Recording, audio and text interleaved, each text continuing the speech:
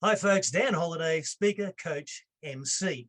Now today I want to talk about a subject that is close to my heart. It's about how we perceive ourselves, the way we think of ourselves, the person we see as being us, and the effect that has on everything in our lives, from our relationships, our status in the community, the money we can earn, our physical, our mental health.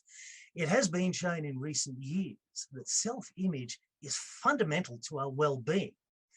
Now, today I'm going to talk to a fellow called Nick Kenny. Nick went through his own crisis and moved into a position where he now speaks with people about mental wellness.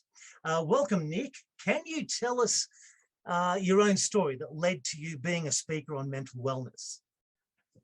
Yeah, so Dan, I mean, in terms of self-image, I think that's probably the best place to start, really. You know, I went to a very competitive selective high school, and I was diagnosed with ADHD when I was about 13.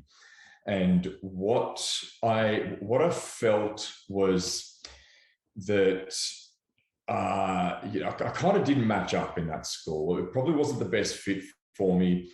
And what we also know about ADHD is that if it does go untreated, then the risk of addiction to things like drugs and alcohol goes up by roughly double. And I didn't really get on top of it properly. My parents certainly tried. I didn't want a bar of it, didn't accept it. And growing up with this, there's something in ADHD where we're very often told, you know, we're destined for huge things. We've got this potential, but we always fall short of it. So self-esteem is a really big thing. And I only recently, like about a year ago, actually, you know, this was explained to me that people with ADHD have low self-esteem. And I thought, hang on, no, what do you mean? Like, I'm pretty confident, but that is a large part of it, Dan. And you know, regulating the emotions is very difficult for, you know, people at the best of times, men in particular, but particularly with someone with ADHD. You know, Gabor Mate describes it as, he sums up ADHD as an intense fear of the present moment. So like a need to escape. It's something that I continue to use throughout my 20s quite heavily. You know, I'd got very much, you know, into the whole self-medicating or whatever. And I still didn't really look at the ADHD until I was 34. Picked up Gabor Mate's book called Scattered Minds. If anyone's interested, it's a phenomenal book. And it really changed my perception around it. But it wasn't so much, you know, it wasn't so much that book itself that kind of opened my eyes to it, but it was, you know, all my 20s, there's these job losses, these chaotic relationships, there's, you know, the drug and alcohol stuff. And that eventually reached a crisis point when I was 34 and everything fell apart for me. So basically hit rock bottom and decided to get myself back together. I said, look, what I'm doing is clearly not working.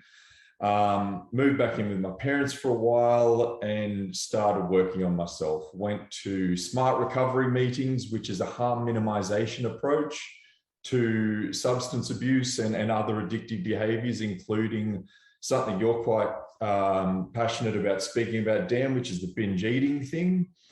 And I remember walking into this meeting. It was actually down the road. I'm here in Nelson Bay now, and I walked into my first SMART meeting, and I met a guy who went through something really similar to me. Lost everything. Took this guy 8 years to get through his depression that came as a result of it. And I thought, man, like, is that what I'm looking at, right? 8 years. You know, and he said, no, dude, that's the thing. Flip it around, find the meaning in it, right? Find the gold. First, get yourself back together, then find the gold, bring what you've learned and all that chaos and that pain and those problems, bring that to help people out. So that's what I've decided to do. And what I've found is that speaking is by far the best way to share this message. So before we move on to the speaking, tell me, how did the drug and alcohol abuse start? What kicked that off? Look, man, it's, addiction's a funny thing. I mentioned the ADHD and the regulating the emotions. There's a lot of, there's things in terms of family histories that might, like a genetic factor to it. The experts don't really agree or really know for sure. There's, of course, just the culture here in Australia, like binge drinking. Most young men abuse alcohol. There's so much around it, but fundamentally, Dan, there's a difference between recreation, and then there's like, it gets to a point where it is self-harm. Like, I don't feel great. I'm not worthy of anything better. And really, I guess also hiding from potential, right? Like the whole fear of failure, fear of success. If I could be that joker, that jester who's just, the party animal, and, well, I'm not going to live up to my potential because I go on benders all the time. And it's kind of hiding behind expressing who we really are. So there's a point at which you go beyond, I hesitate to use the phrase, but recreational use of drugs into, I guess, habitual use. Yeah. Okay. Yeah, absolutely. Absolutely. And one thing that we speak about in Smart Recovery is finding out people's reason, firstly, why they want to stop, but also why they do it. Because, there are reasons behind it. And if it's, what's your reason? Are you bored? Are you isolated? Are you, people don't go on destructive paths for no reason. Yeah, this stuff does serve a purpose, but then over time, the cons just really start outweighing that little, immediate gratification. Okay, it's like it's like our own personal habits that we all have. Many of them start when we're young, and they're, in many ways, they're defensive, they're protective, but then they go past their use by date, and we still hang on to them. But I want to move on to the idea and about mental wellness, the use of the term wellness as opposed to mental health. And it's something you mentioned when you were 14 years old, give or take, and your parents started addressing the ADHD. You said you didn't want a bar of it. Now, was this a reaction to the idea that you had a problem with mental health? Yeah, totally. Like, I remember, I remember when I got put on medication for a short period of time, and I didn't tell anyone about it at all. And I remember my mate came around, and he said something off the cuff, and my old man said something like, "Oh, hey Ben, do you have ADHD too?" And my mate said, "What?" And I'm like, I just jumped in and started talking over the top of both of them and changed the subject because I didn't want people to know. And like, a part of me felt like I was broken. And a part of me questioned it, because it's like, you've got a world where we're geared towards like high performance, high work, competitive academic success or whatever. And I kind of felt like, hang on, you guys are trying to medicate me into your world, right? Like, I'm not the weird one, you are, But totally, man, a big part of me didn't really want to look at it and accept it. Okay, and I think that comes down to, in some part, our separation of mind, body, and spirit.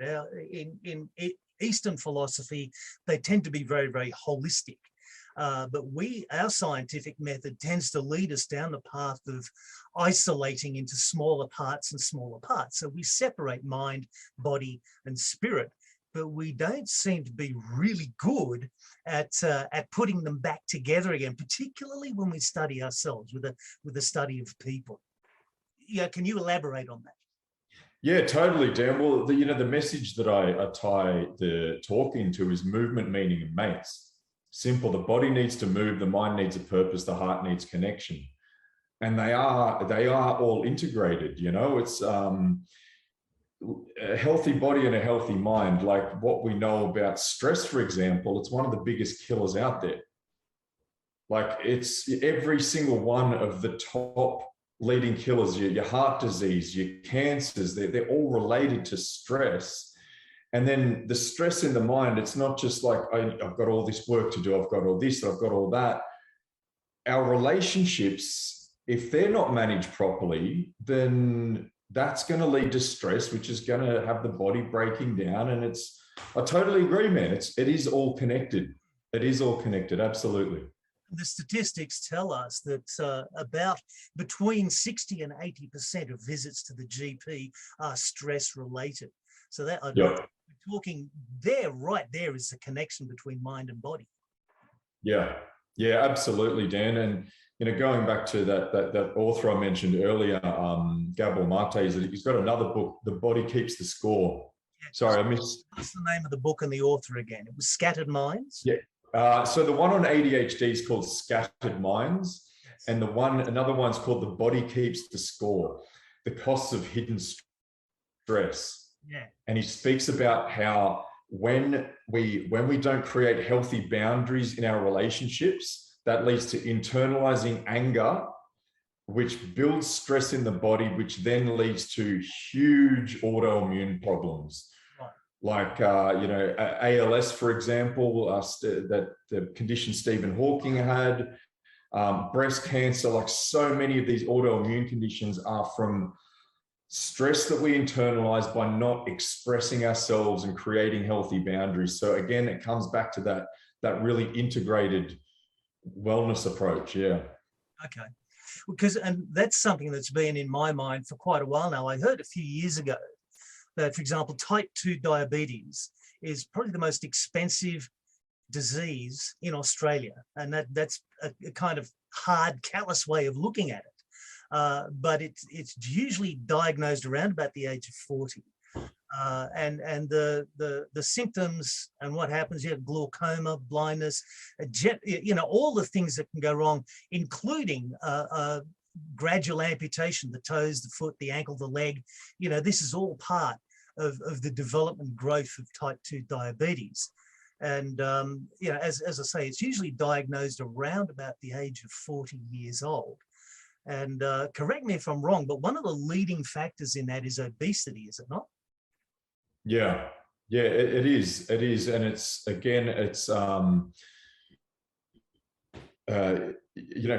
if you look at the obesity and from a physical health point of view, and tying that back into the mental wellness thing, like if we're active, Dan, if we're like research shows that 20 minutes of cardio 3 times a week is a better mood enhancer than the best antidepressant on the planet. Right. Like we weren't designed to sit, right? We just weren't. We're designed to be up and to be active, right? And it also ties back into the addiction thing as well. Binge eating, it's another coping mechanism. It's another, immediate gratification. It's another addiction that we're using because we're not learning to manage our state properly. Okay.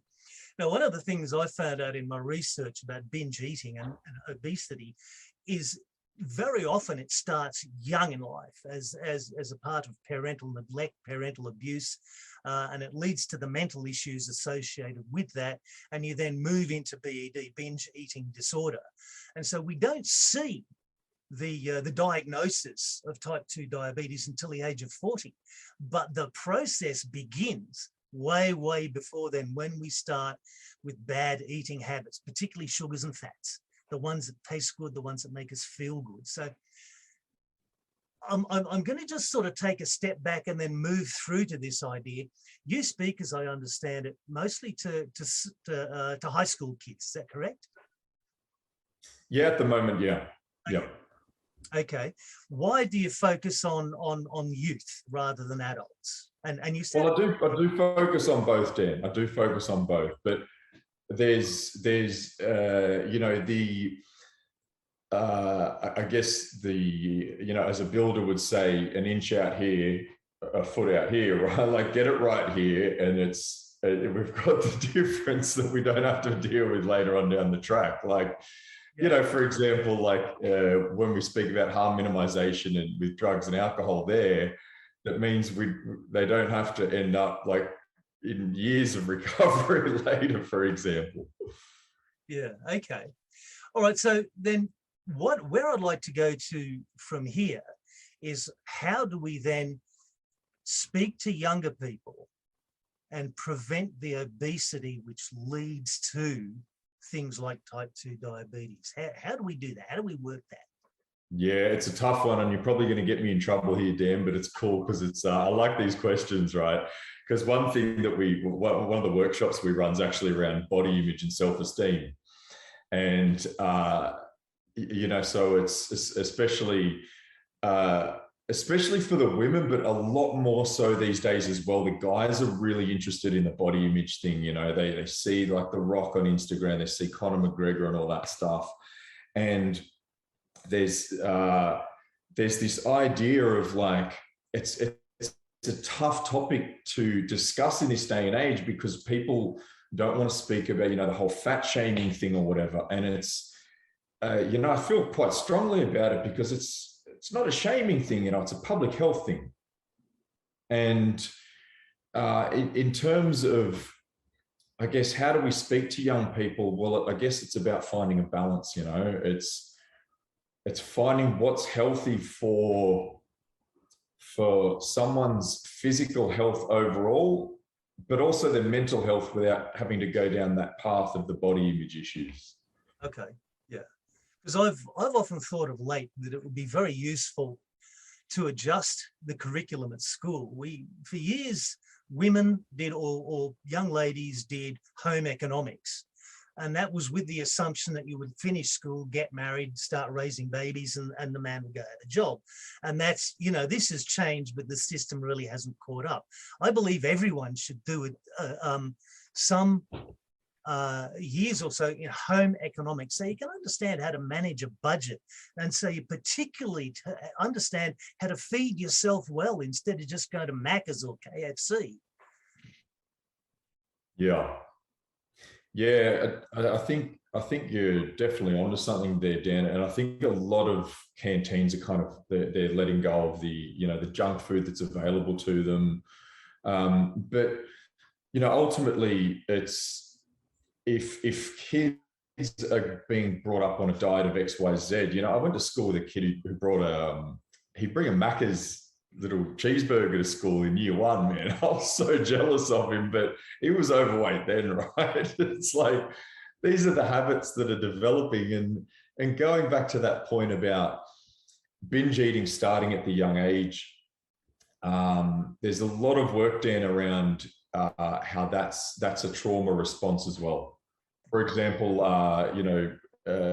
prison guards, a lot of them, that they're kind of overweight, and then if they lose weight, they feel like vulnerable. Or people who as a child they might have grown up around domestic violence, they eat because they feel if they're bigger they're protected.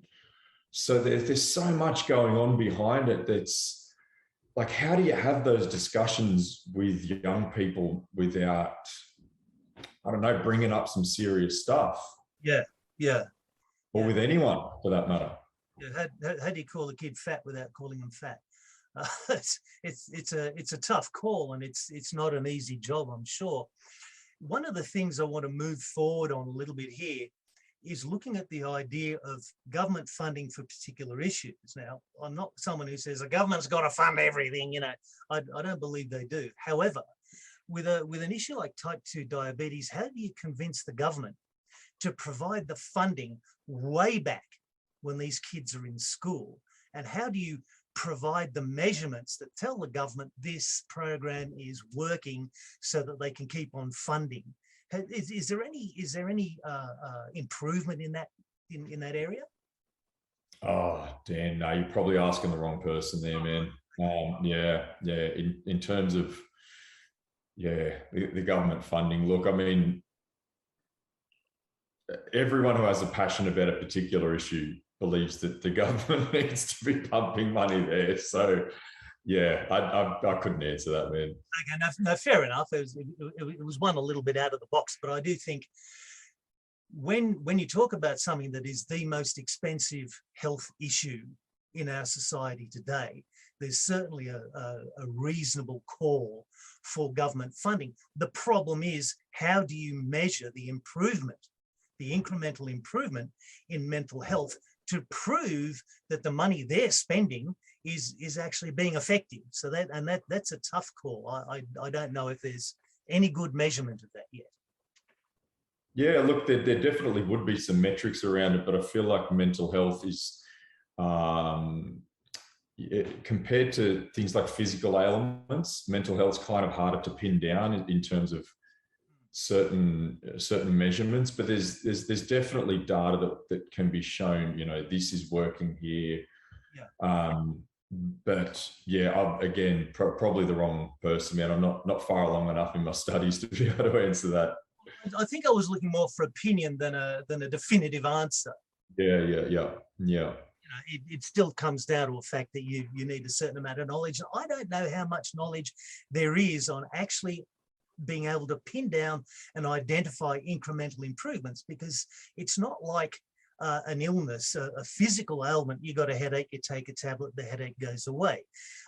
You've got a problem with your kidneys for some reason, you do whatever the doctor tells you. After a while, your bloods show that your kidneys are improving. So there are some very distinct measures that you can take to show the improvement. But when it comes to mental health, that becomes a very, very individual and hard to isolate set of parameters. I think what I would love to see is a development of those set of parameters, so that we can stop an awful lot of heartache as people move through their 20s into their 40s, get diagnosed and start losing their body parts. And diabetes is a terrible disease, and it's a disease for life. Cancer we can cure, diabetes we can prevent, and surely prevention would be the way to go with that. And I think back to what you're doing, talking to particularly people when they're younger about their own mental image, and getting onto and fixing or changing the ideas about the stress and the binge eating and what is a better thing to do. Dan, I think you raised an interesting point there, and I'd like to bring it back to that whole holistic thing that you spoke about earlier, because I remember I ran an Indigenous health summit a number of years ago when I was working in the conference industry. And I was a producer, and my role was to do a whole bunch of research around it. What are the main areas? What are the main concerns? What are the main issues? And, ring up as many different thought leaders as possible. And some would say, it's diabetes. Some would say we need better housing. Some would say funding needs to go here, there, and there. And I remember this one guy, and I can't remember his name for the life of me. I had a fantastic conversation with him, and he said to me, Nick, here's the thing. You can look at all those different parts. You can look at, the cancer, the smoking, the diabetes, and all the rest of it. But ultimately, you're speaking about a lot of communities who, people in these communities, they don't have a reason to care. They don't have a reason to want to look after themselves. And it's like, you say to someone who's got diabetes in these communities, like, man, you need to take your insulin, or you say to someone, you need to eat better. If they don't have that self-belief in themselves and in their community and what, if they're not feeling like there's anything worth showing up for or living for, then they're not going to bother with this preventative stuff. And that comes back to your initial point around self-image and just valuing ourselves enough to look after ourselves. Right. Yeah. So what we're seeing really is the importance of self-image at a holistic level, from, as I said right at the beginning, our relationships, our status in the community, what we earn, all these things come down. So the importance, I guess what we've looked at today really is how important it is to get your head right. And forgive me for the term, get your head right, but to remove that need for say a binge eating disorder, or that need to escape by using mind altering substance, alcohol, drugs, whatever it may be. If we can find that place inside ourselves where we find a center, where we find a value for ourselves, and a self-image that is good, then we're really looking at living a far better life down the track. Would you say? Absolutely, Dan. The addiction's a symptom, not a cause of our problem. Yeah, it's something deeper we need to address. And I think when we start to do that, and we can start to change the fear of mental ill health, we don't seem to have an issue about our physical health. You know, we get a cough, we get sick, something happens, we get that fixed. But when it comes to mental health, suddenly, no, I don't have a problem. Because there's a stigma associated with that really needs to be removed. And I think part of that will happen when we start to reincorporate the idea of mind, body, and spirit. I think you nailed it, Dan. Well, I certainly hope so, because I'd like people to think that they got value from this interview. Nick, thank you so much for your time. I've really enjoyed the interview. And yeah, we'll speak again soon. Thanks for having me, Dan. See you later, man. Thank you. Take care, mate.